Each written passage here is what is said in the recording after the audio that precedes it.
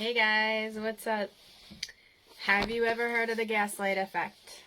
Okay, so this book was written because of a movie called Gaslight. Actually, two movies. There is one from 1940 and then 1944, and it's pretty neat to learn what that was, like what's a gaslight, and how this saying came to be. I'll let you do your research on that. It's pretty cool.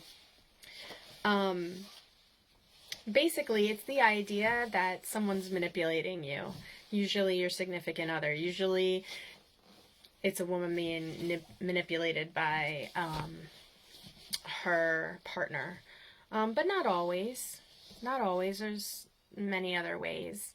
I think the book was written with a lot of females in mind. Like a lot of the case studies are about from the female perspective. But it can apply to anybody. Anybody can be a gaslighter and anybody can be gaslighted. So it's the idea of the gaslighter is basically telling you you're crazy, that you don't feel how you feel, and that there's something wrong with you, when really there's a legit reason for you feeling like you feel. And by the way, you feel it, so it must be valid. What's interesting, as someone who identifies as highly empathic, there's a whole section here on the empathy trap. I'm showing you like you can read it. You can't read it. But there's a section called the empathy trap. It says empathy is the ability to imagine what another person is feeling by putting yourself in his or her place. Okay, yes, at the very basic level. That she says when she hears that a friend has had a problematic situation, she doesn't just feel sorry for them. She shares the feeling of their hurt and whatever else they're going through, frustration. I like here how she brings out the positives of empathy. I've definitely treated a lot of empaths in my work, both in vocal lessons and in my life coaching and in the workshops. And so many of them, when they start to realize that this is what's going on, they feel like it's a plague. Like, oh, I'm an empath to a hurtful level, where it really takes a toll on them. And they can't possibly see, like, what is the benefit of being sensitive? What is the benefit of being an empath? Like, it's so, you can feel the weight of the world. So she brings out something really cool. She says, in many situations, empathy is the most wonderful quality I can think of. The balm that makes sorrow bearable. The gift that multiplies joy. Ideally, empathy is the current that flows between two people in a close relationship, helping us feel less alone, reassuring us that we are loved and understood. Okay? And also, the ability to appreciate art, the ability to appreciate emotions, and music. This is a big quality that empaths have. So take heart. But it also can be, the empath can really fall into a trap of, putting the perceptions that they feel and emotions that they feel from their partner ahead of their own. And when that happens, that's where the difficulty really happens, because it stifles you, it stifles your voice, to the point where, and this book addresses it really well, to the point where you don't even know how you feel anymore. This is huge. If you don't know how you feel, how can you know yourself? How can you set boundaries? How can you decide, like, what you want to do about anything? And so there's some really good stuff here about some of the work you would need to do if this is something that that happens. Take steps to regain your voice. You know, one of the things is one of the activities they have you do in this book is trace back when is the first time you felt like this. So if you write down that you feel numb, okay, let's trace back. When did that start?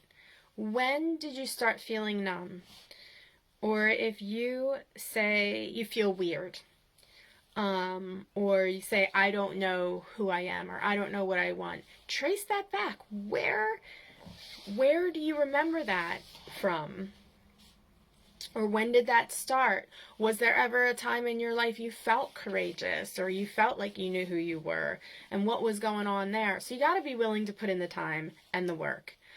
And then that's with yourself. And then once you feel strong enough, you can definitely put in the time and the effort with the relationship. You know, depending on the level of gaslighting that's happening, you know, it's not always evil, even though it really sounds like it sometimes.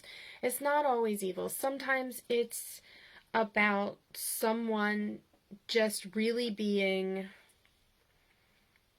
assertive and not really taking the time to care about what you might be feeling. So you can simply say, hey, I'm going to assert myself a little more. This person's asserting their self. I'm going to assert myself a little more. And also, you know, relationships feed each other. So if we are allowing ourselves to be a victim, then you're going to have a victimizer. They go hand in hand, right? So when you start to change yourself a bit, you might find that your gaslighter changes. And you might find that they're unfulfilled in their relationship, and then you don't have to be the one who breaks up. But they can also totally change and realize, oh, yeah, let me hear what you have to say, or let me be a better partner to you. There's my dog. He agrees.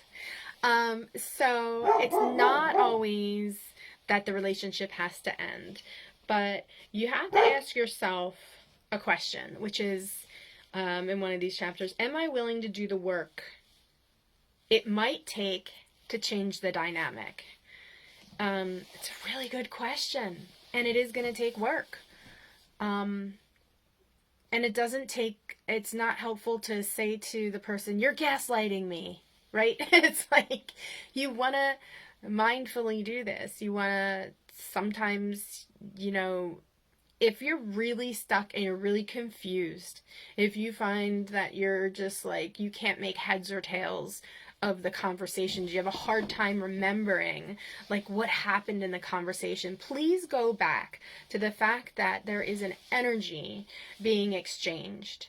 And just because you can't remember the fights or the exchanges verbatim, to say like they said this and I said this and this is what happened, this is how it blew up out of proportion, or this is how I ended up feeling so stifled, or however it is you feel, you understood the energy of the situation, so that you may not be able to say, well, you said this verbatim. You could say, I felt the energy behind your comment. And it might knock them on their ass. But they can't deny it. You know, if you feel the energy or something you felt, then if you want to word it differently, you can do that. But if you say, you know, I felt the energy behind what you said, and you were shooting daggers at me, or whatever it is, like, you can't argue really with what someone feels. That's how they feel. So you really want to be able to stand up for yourself, and really take the time to think positive thoughts, like you might be having thoughts like, I can't stand this. I can't take this. I can't stand this anymore. And you want to be careful of thoughts like that because they could result in pains in your legs or in your body where you're having like those stored emotions that you're not expressing.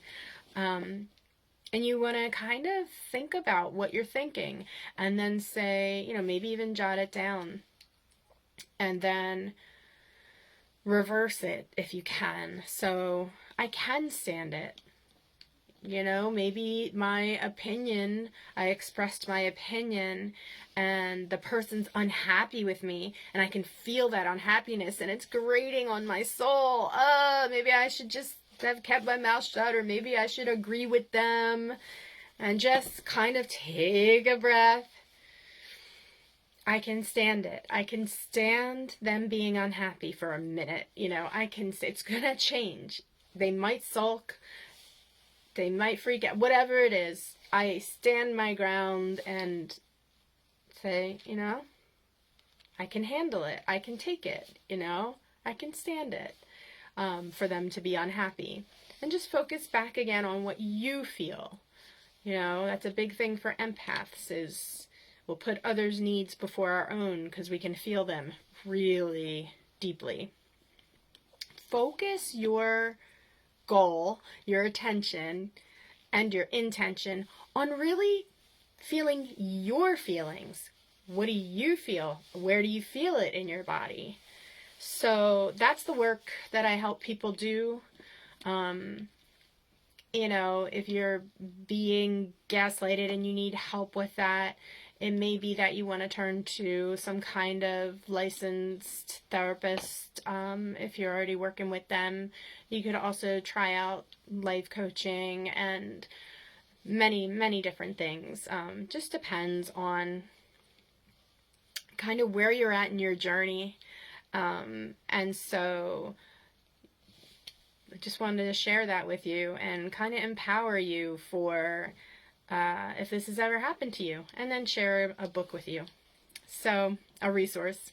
Have a great day, and, drop a comment, or